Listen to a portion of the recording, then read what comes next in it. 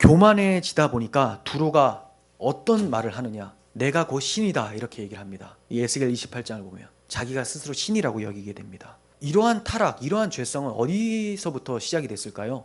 내가 신이다. 바로 첫 창조 때 하와가 다 하나님의 금하신 선악나무를 열매를 먹으면서 내가 하나님처럼 되겠다라고 생각을 했었죠. 아담의 죄악된 이 본성이 두로와 시돈을 통해서 튀어나와 버린 거예요. 이스라엘 백성이나 이방인이나 상관없이 이런 아담의 죄악된 속성은 다 튀어나오게 됩니다. 그러므로 부자가 되면 부유함 때문에 교만하게 돼요. 아담이 교만하게 된 이유도 생각해 보세요. 하나님이 다 주셨어요. 그리고 하나님은 보이지 않습니다. 뭐만 보이느냐? 하나님은 보이지 않지만 하나님 먹지 말라고 하신 선악나무만 보여요. 그러니까 그 나무를 보면 하나님이 생각이 나는 거예요. 그리고 그 나무를 보지 않고 세상의 모든 것들을 보면, 에덴 동산의 모든 걸 보면 부유함의 극이죠. 최고예요, 최고. 그러니까 이것이 다 자기 거라고 생각을 하는 거예요. 그런데 하나, 저거는 내게 아닌 거예요. 선악나무를 알게 하는 열매. 그래서 그걸 먹으면 어떻게 됩니까? 이제 내 위에는 아무것도 없게 되는 거죠. 부유하다 보니까 이제 하나님까지 넘보는 그러한 모습이 아담에게 있었고, 이러한 모습이 두로와 시돈에 나타나고 가버나움과 고라신 베세다 이스라엘 백성들에게까지 나타나는 거죠. 이들만 나타납니까? 우리들에게도 나타난다는 거예요. 부유해지면. 그렇다고 제가 여러분들에게 막 가난하게 사십시오 이렇게 하지 않습니다. 열심히 살아도 가난하게 되는 우리들인데 무슨 그렇게 가난을 추구할 필요가 있겠습니까?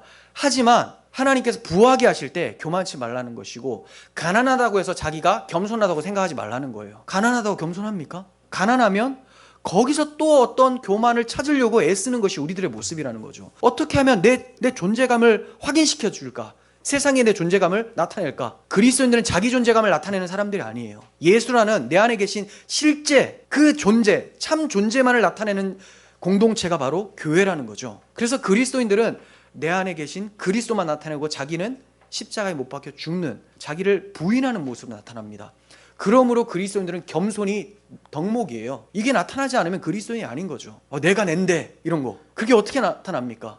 나는 그리스도 안에 있습니다 라고 하는 사람들인데. 그러므로 아담과 하와의 타락은 모든 인류의 타락인 거예요. 그 타락의 근원이 사탄의 유혹을 받아서 하나님처럼 되고자 한 거죠.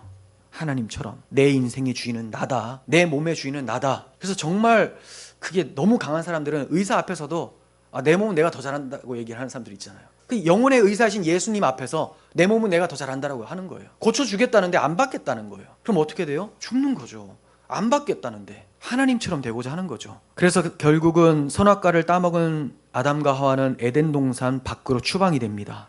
이제 인간 스스로 생명나무로 나아갈 수가 없게 된 거예요. 그곳은 불칼로 막아놔버려서 에덴 동산에 이제 들어오게 되면 다 죽게 된다 이렇게 됐어요. 아무도 에덴 동산에 들어갈 수가 없게 된 거예요. 그러나 에덴 동산에서 쫓겨난 인생들이 그 에덴 동산에 대한 기억들은 가지고 있어요. 기억들. 아담이 쫓겨났습니다. 에덴 동산에서. 에덴 동산에 있었던 기억 할까요? 못할까요? 하겠죠. 그러면 어떤 생각이 들까요? 가고 싶다, 가고 싶다. 거기 참 좋은 곳이었는데. 이 마음이 모든 사람들한테 다 있어요. 그래서 모든 사람들은 유토피아를 생각을 합니다. 어떻게 하면 좋은 곳으로 갈까? 근데 자기 스스로 갈 수 없는데도 불구하고 갈까를 계속 생각을 하면서 고안해낸 여러 가지 기술들이 있어요. 그래서 돈을 이렇게 하면 많이 모으면 부유하고 유토피아를 마련할 수 있겠구나. 에덴 동산 흉내를 낼 수 있겠구나. 이런 약을 먹으면 좀 더 오래 살아서 에덴 동산의 기쁨을 누리겠구나. 착각이죠. 사실 에덴 동산은 그런 곳이 아닌데, 에덴 동산은 기쁜 곳이긴 하지만 뭐 때문에 기쁘냐면 하나님의 통치 때문에 기쁜 곳이거든요. 근데 하나님의 통치는 쏙 빼고 그냥 그 기쁨만 누리려고 하는 것, 이것이 모든 인간들에게 자리 잡고 있어요. 그래서 부귀영화를 위해서 온 힘을 쏟아부어서 비슷하게 누려보려고 하는 것이죠. 그런 모습이 두로와 시돈의 모습으로 나타난 것이고, 고라신과 벳세다, 가버나움의 모습으로 나타난 거예요. 이러한 세상의 모습은 결국 심판을 벗어날 수가 없습니다. 이러한 세상에 천지를 창조하신 하나님께서 사람이 되어 이 땅에 오셨어요. 놀랍죠? 이 놀라운 일입니다. 이러한 세상, 제가 지금까지 말씀드린 이 참 가능성 없는 부패한 집단, 이 집단은 이 세상 전체를 얘기를 해요. 여기에 하나님이 인간의 모습으로 오셨다는 거예요. 왜 오셨을까요? 왜? 거기서 해방시켜 주시려고 오셨어요. 천국이 어떤 곳인지 말씀하고 계시는 거죠. 그들이 나름대로 엉뚱한 천국을 만들고 엉뚱한 천국에 들어가고자 엄청 힘쓰는 사람들, 그들에게 천국은 그런 데가 아니야. 천국은 회개하고 하나님의 통치를 받는 곳이야 라고 가르쳐 주시기 위해서 오신 거예요. 그리고 천국이 하나님의 사랑으로, 은혜로 나타나는 곳이다 라는 것을 가르쳐 주시기 위해서 죄인들과 창기들과 세리들, 나쁜 사람들 싹 다 모아서 예수님께서 식사를 하시는 거예요. 하지만 이들은 이 예수님을 기뻐합니다. 즉 자신들이 죄인이라는 걸 깨닫고 회개하는 사람들이죠. 예수님이 그들과 함께 식사를 해요. 이것을 보고 천국은 착한 사람들이, 자격이 있는 사람들이 들어가는 것이 아니라 죄인이고 자격이 없는 사람들인데 하나님의 은혜로, 긍휼하심으로, 불쌍히 여겨주심으로 들어가는 곳이구나, 이거 설명해 주신 거예요. 그런데 이걸 또 보고 바리새인과 서기관들이 어떻게 합니까? 자, 먹기가 저렇게 좋냐? 먹는 걸 저렇게 밝혀 먹기를 탐하고 세리와 죄인들의 친구, 포도주를 즐기는 사람, 술주정뱅이, 이렇게 본다는 거죠. 얼마나 답답하겠습니까? 예수님의 마음을 우리가 좀 느껴봐야 돼요. 어디에 제한 받으실 수 없을 정도로 무한하신 그 하나님의 아들께서 인간의 몸으로 제한된 장소와 시간에 국한되어서 이 땅에 오셨어요.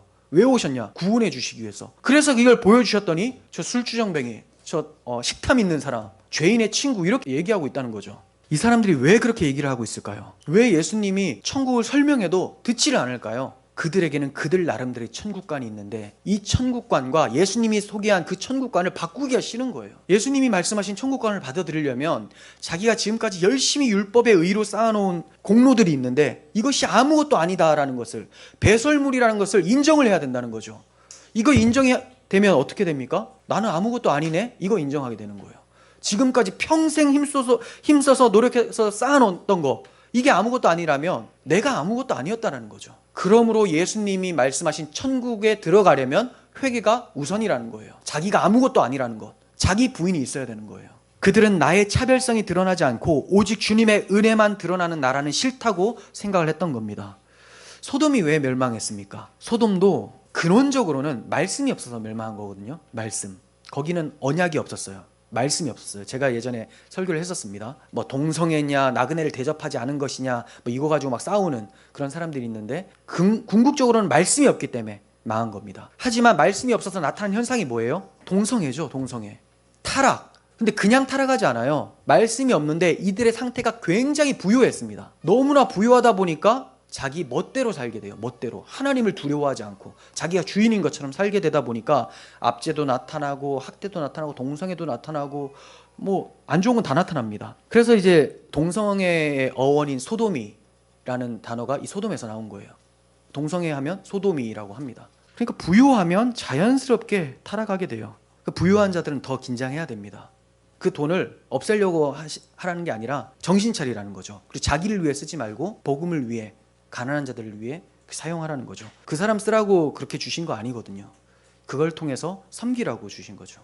어떤 의미로는 가버나움은 하늘까지 높은 은총을 받았던 곳이에요.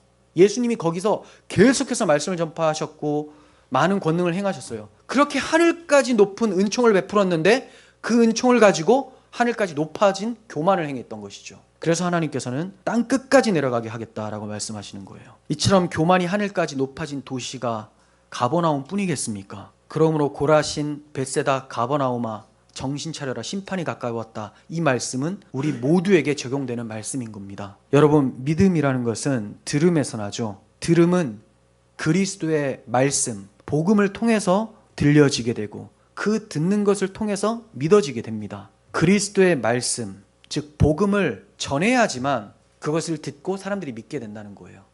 그런데 그 복음을 전한다라는 것을 많은 사람들이 오해를 합니다. 우리 교회 와봐, 이게 복음이에요? 우리 교회 와봐, 이게 복음입니까? 예수님 믿으면 삶이 바뀐다, 이게 복음입니까? 어떤 의미로는 복음이 맞죠. 삶이 바뀌어요. 근데 빠진 게 있잖아요. 빠진 게. 예수님이 오시자마자 천국이 가까이 왔다, 오너라, 이렇게 하셨습니까? 회개하라가 들어가잖아요. 회개하라. 근데 오늘날 복음을 전하라고 하면 회개를 전하지를 않으니, 심판을 전하지를 않으니 회개치 않고, 회개치 않으니 예수를 영접을 못하죠. 그 예수님 믿는다고 나온 사람들은 예수님이 회개를 전제로 오시는 분이라고 생각을 못하고 나와요. 그래서 그냥 교회만 나오면 좋은 거 주시는 분이라고 생각을 하는 거죠. 그렇게 전도를 하면 믿음은 들음에서 나고 들음은 그리스도의 말씀으로 난다고 했는데 그리스도의 말씀이 왜곡됐으니 믿음이 안 생기는 거예요. 믿음이 안 생기니까 계속해서 교만하게 되고 불경건한 삶을 살게 되고 결국은 심판을 당하게 되는 거죠. 문제는 복음부터가 문제가 있었던 거예요. 다른 복음 때문에 그래요. 사람들이 왜 참된 복음, 심판과 구원을 같이 말하는 것을 싫어합니까? 복음은 자기를 부인하라는 소리이기 때문에 그렇습니다.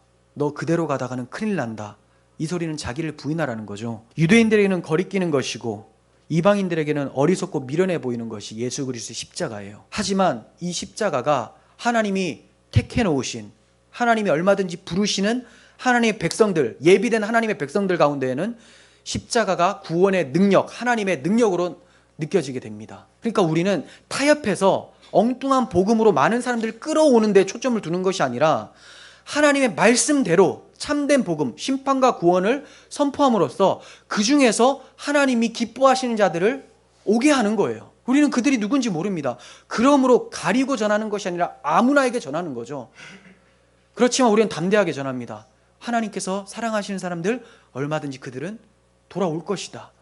비록 우리가 뺨을 맞고 침을 뱉음을 받고 욕을 먹을지라도 그들이 때가 되면 십자가의 도가 하나님의 구원의 능력이라는 것을 깨닫고 올 거라는 것을 알기 때문에, 하나님께서 그렇게 예정해 놓으셨기 때문에 구원의 확신을 가지고, 그들이 구원받을 것을 확신을 가지고 우리가 전도하는 거죠. 우리가 무엇에 관심을 가지고 살다가 인생을 끝마치겠습니까? 무엇에 관심을 가지고 살다가 가야 되겠습니까? 여러분, 정말로 예수 그리스도의 십자가가 여러분들의 눈에 밝히 보여지기를 원하십니까? 아니면 주님 다시 오시는 그날에 심판받을 것들에 대해서 관심을 가지고 그것이 내 눈앞에 있기를 원하는 마음으로 사십니까? 예수 그리스도에 대한 믿음 외에는 세상에 그 어떠한 것도 남아있는 게 없어요. 그렇다고 다 사라지고 아무것도 없는 도시가 된다는 게 아닙니다. 새롭게 되어져요. 새롭게. 그런데 지금 우리가 많은 사람들이 그토록 눈앞에 보여달라는 건 뭐예요? 없어질 것들이잖아요. 없어질 것. 없어질 거라도 좋으니까 내가 이 짧은 인생 동안이라도 좀 봤으면 좋겠다.